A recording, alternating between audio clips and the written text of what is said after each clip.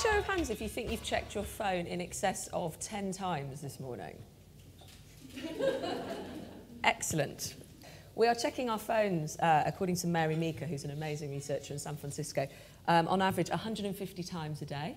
Most of us take them to the toilet with us now, and you're all smiling. You all know what I'm talking about. And most of us do our most productive emails apparently on the loo. And I hope not sexting, but anyway, we'll move on from that. Linda, I'm going to start with you. Talk to me about then, for you, do you think it is ruining our lives? Because you've looked a lot at sort of selfies, perfection, and people on the internet, especially from a younger age, having a different influence.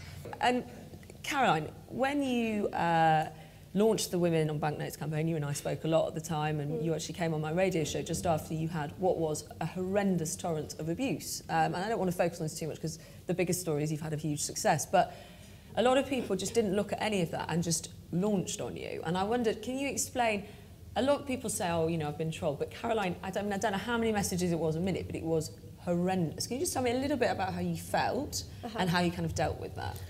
Is if you advocate for a friend. So if I was up here saying, we want this, you'd like me a lot more than if I said, I want this. I like you more already. Thank you. I like you too. Not that we're approval seeking in any way. None whatsoever. Rosalind, let me bring you in. We touched on it briefly before around this idea of creating an image of perfect lives online.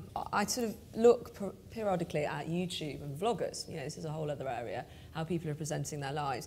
And while Zoella seems a perfectly lovely girl, don't you think it's interesting, and I'm not, don't you think it's interesting that kind of on YouTube at least, girls doing makeup, sort of, we've fallen into some quite interesting gender stereotypes, and it's all the good girl. What do you think about that? I mean, either or of you.